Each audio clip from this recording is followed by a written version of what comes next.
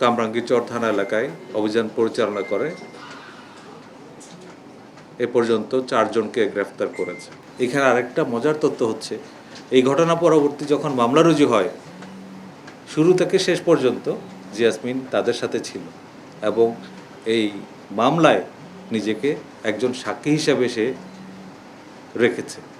গত 18 জুলাই সন্ধ্যা আনুমানিক 7:25 এবং 7:50 এই সময়ের মধ্যে রাজধানীর কামরাঙ্গীরচর থানাধীন মাহাদিনগর এলাকার রক্সিগলি সংলগ্ন 10তলা একটি ভবনের 5ম তলায় চাঞ্চল্যকর একটা ডাকাতির ঘটনা সংঘটিত হয়। উক্ত ডাকাতির ঘটনার সাথে প্রত্যক্ষভাবে জড়িত থাকার অভিযোগে কামরাঙ্গীরচর থানা পুলিশ কামরাঙ্গীরচর থানা এলাকায় অভিযান পরিচালনা করে এ পর্যন্ত 4 জনকে গ্রেফতার করেছে। গ্রেফতারকৃতরা হলো জিয়াসমিন ওরফে জেসমিন, মোহাম্মদ সজীব আলম, মোহাম্মদ রিপন মিয়া এবং মোহাম্মদ ফারুক খান। এই ঘটনা সংঘটিত হওয়ার পরপরই কামরাঙ্গীরচর থানা পুলিশ সহ লালবাগ ডিভিশনের ঊর্ধ্বতন কর্মকর্তাগণ ঘটনাস্থল পরিদর্শন করেন এবং ঘটনার সাথে জড়িতদের শনাক্ত এবং গ্রেফতারে অভিযান আরম্ভ করেন। তারই প্রেক্ষিতে গত রাত আনুমানিক 12:10 এই ঘটনার সাথে প্রত্যক্ষভাবে জড়িত মোহাম্মদ সজীব আলমকে কামরাঙ্গীরচর থানাধীন মুসলিমবাগ এলাকা থেকে গ্রেফতার করা হয়। সজীবকে গ্রেফতারের পর তার কাছ থেকে পাওয়া তথ্যের ভিত্তিতে পরবর্তীতে আমরা মোহাম্মদ রিপন মিয়াকে গ্রেফতার করি একই এলাকা থেকে। এই সময় রিপন মিয়ার দেখানো তথ্য মতে তার বাসা হতে লুণ্ঠিত নগদ 1 লক্ষ টাকা উদ্ধার করা হয়। এই দুজনের কাছ থেকে পাওয়া তথ্য এবং জিজ্ঞাসাবাদে এবং গোয়েন্দা তথ্যের ভিত্তিতে একই রাতে কামরাঙ্গীরচর থানা এলাকা আরেকটা অভিযান পরিচালনা করে এই ঘটনার অন্যতম নেতৃত্বদানকারী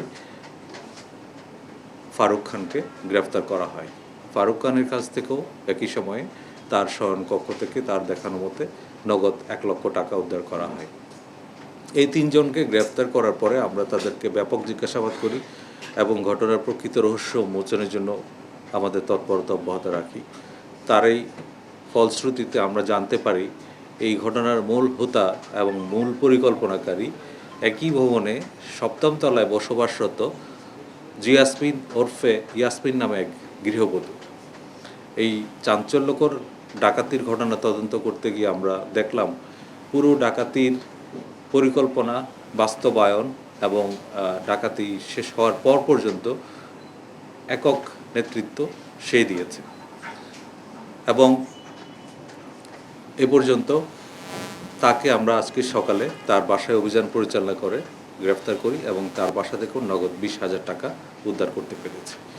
এই ঘটনার তদন্তে আমরা জানতে পারলাম যেহেতু জিয়াসমিন ওরফে ইয়াসমিন ওই বাসায় বসবাস করত, তার সাথে ওই ভবনের 5ম তলায় বসবাসকারীদের নিয়মিত যোগাযোগ ছিল এবং ওই বাসায় যোগাযোগ ছিল এবং সেই বাসাতে যে নগদ টাকা গচ্ছিত ছিল এই ব্যাপারে জিয়াসমিন অবগত ছিল।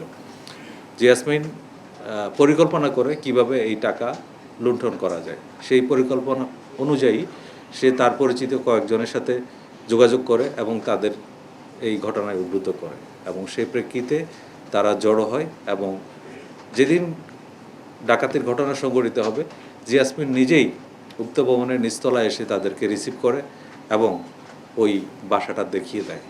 পরবর্তীতে জিয়াসমিন তারা যেন প্রস্থান করতে পারে নিরাপদে সেটাও নিশ্চিত করে এবং এরপরে ঘটনাস্থলে গিয়ে ভুক্তভোগীদের সে সান্ত্বনাও দেয়। এমনকি রাত্রেবেলা যখন আমরা ওই ঘটনাস্থল পরিদর্শন করি সেই ঘটনাস্থলে জিয়াসমিন নিজেই উপস্থিত ছিল। এখানে আরেকটা মজার তথ্য হচ্ছে, এই ঘটনা পরবর্তী যখন মামলা রুজু হয় শুরু থেকে শেষ পর্যন্ত জিয়াসমিন তাদের সাথে ছিল এবং এই মামলায় নিজেকে একজন সাক্ষী হিসাবে সে রেখেছে।